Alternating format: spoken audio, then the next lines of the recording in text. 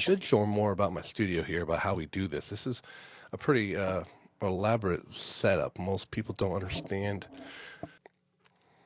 Trying to finish everything and change everything. I'm always adjusting everything. You know, I build everything myself here, so it's always evolving. I have a painting behind this camera that is cool. Let's put it there. It's in the, but probably take it down. I want to probably put shelves up. I always want to do something different. Even this faux wood wall over here, but here I think I've had this getting close to what I like.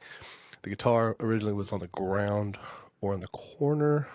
I have a lion down here, which was like in the air, but now it's on the ground.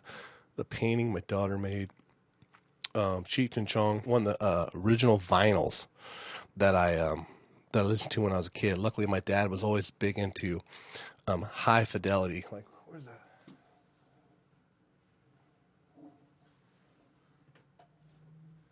Was this Beatles one? Yeah, right here. High fidelity. You know, my dad had the high fidelity vinyl player back in the day.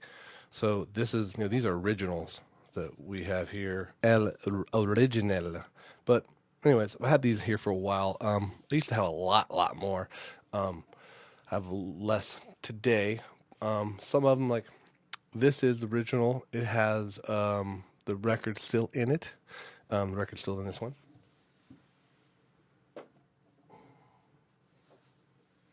Some I'm a little more proud of. When I was a kid, I was always big into rapping. Oh, I guess I'll show you how much proud I am of it. But Shaquille O'Neal, what's up, Doc?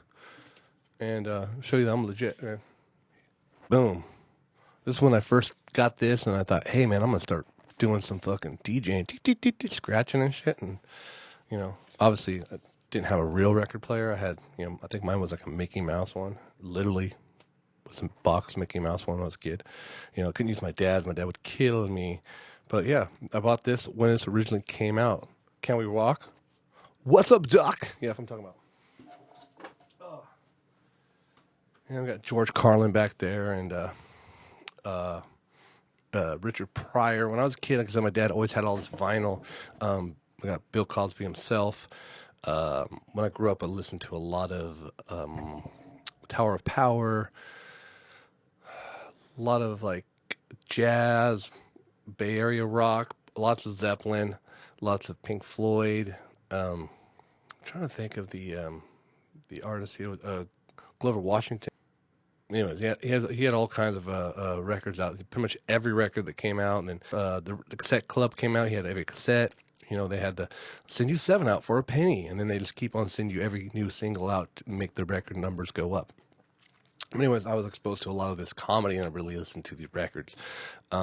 Big Bambino was the Los Chiquinos. This is Los Chiquinos, sorry. And if you open it up, you see like in the door, they're hiding a bunch of weed and stuff. It's funny. But when I was a kid, I was able to listen to these things and kind of separate that there's a difference between a reality and satire, you know, and you can be funny and even kind of edgy. You know, it's the best way to use it, edgy, you know, across all the terms. But, you know, when these people are together, these are, you know, respectful, loving people. You know, Bill Cosby, maybe a little different, you know, different story. George Carlin, always writing new stuff, which is great. Bob Newhart, I used to grow up listening to him. I had, you know, every record he had that was comedy. I went through and I found them all, and I pulled them all out, and I started listening to them. When I was like, I think I was like 10, maybe, because I always talk about like when cable came, HBO, Showtime came. Showtime had a comedy special. Ginny Jones, all these comics that are, you know, 60 years old now were starting comics, and Showtime always had a shitload of comics because they're trying to fill up content, and comedy was happening on a regular basis, and you didn't have to write the content. All you had to do was film it, which was great for them.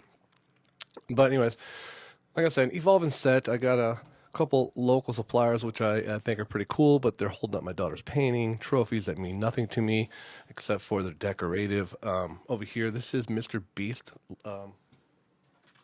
He had a competition to win a Lamborghini. I didn't win it. I won this one. This is okay, though. It's a X5 small. Everyone gets a car, Mr. Beast. Dun, dun. So I got a car. It's 1/4. It's looking pretty cool. Yeah, but here it is. But yeah, so changing, always evolving. I'm looking for a fashion person. I hate wearing shirts that have logos on them, but now I realize that I hate shopping also because of this weird body style where I'm really long, but it looked like a snake that just ate a, fresh mouse, because of a lump right here in my belly is. It's ridiculous. I could do more sit-ups.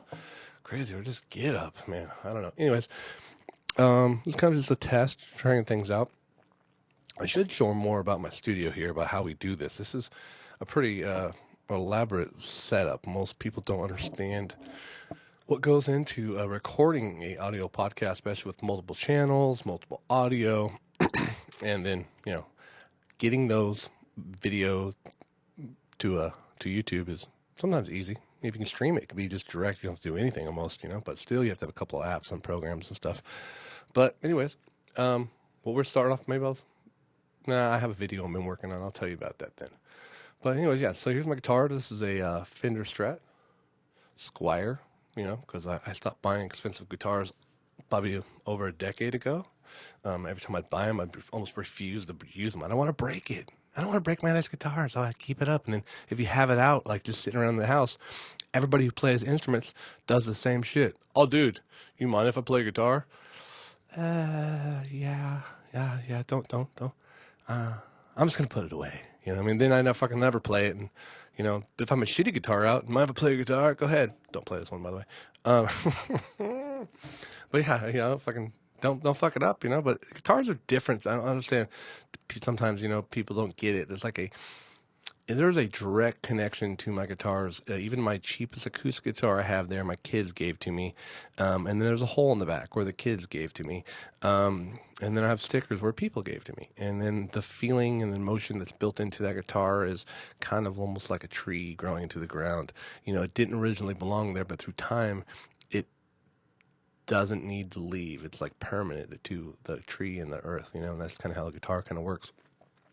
But anyways, so, this one I'm still working on getting the soul built into it. I have another guitar at home, which is actually a tattoo guitar, and it has a lot of soul, and I hide that one away so no one touches it, because I'm scared that if someone touches it, they're going to imprint their negative whatever it is, and it's right now I'm like a conduit for these guitars that already have the frequency built inside them, so I'm just going to grab them and let them do what they do. It might be kind of deep, but I rather think that guitars are better than I am, because sometimes I make something really good with a song. I'm like, hey, is that mine? Well, no, the guitar had to do that. I couldn't have done that. Whatever. Anyways, camera angles. This is my main camera angle. I'm using a close-up lens. You get a little bit of bokeh. I can get a little bit better, like I can focus in my face a little bit more, but the more you focus on my face, you realize that I'm not very good looking, and then I have to look at myself, and then I realize I'm not very good looking, and that's not what I'm going for at this moment. Anyways, so changing things up constantly. All the decor, shelves. I used to have a shelf here that was like an angle, and I took it all off, and I pushed it all against the wall. I've been changing a lot of stuff, because I built this thing like almost like Alice in Wonderland angle. The farther you get to the wall, it was getting smaller, and in a video it even looked smaller, and I fucked it up. So I took it all apart. There's all this wood that used to be up here. I took all the wood apart. It looked more like decor when you walked in, but on video it looked terrible. So anyways, moved the curtains back a little bit because I have another show, A Modern Day Warrior. I think I'm going to record that tomorrow. Speaking of this weekend, UFC Fight Saturday. I'm going to do a fight by your side. I hopefully have a fighter coming in, and hopefully have a comedian coming in. We'll see how that goes. But yeah, so look, beautiful place. Yeah.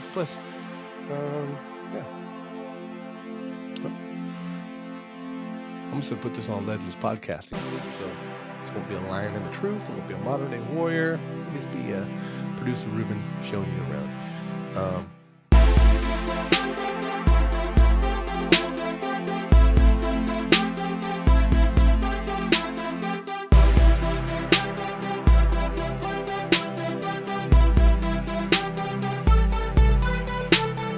I don't need to hear your voice. I don't need to be your choice. I don't need that goodnight text. I don't need that morning sex. I don't need for you to tell me that you love me or you miss me or come hug me and you kiss me or that you are thinking of me. All these pictures I don't need. Videos of you and me. I don't need to be your your choice. Hear your laugh, or hear your voice. I don't need your time today, all hanging on to every word I say. Your continuous kiss goodbyes, your curvy lips, your bedroom eyes. I don't need to hold you close, next to me everywhere I go. I don't need your Facebook posts or comments left so others know. I don't need your late night visits, neck exposed so I can kiss it. I don't need your conversation or loving kisses and empty spaces. I must have broke my own heart 1,000 times, wrote 100 songs and made 1,000 rhymes. I kicked these bitches 1,000 lines. I must have broke my own heart 1,000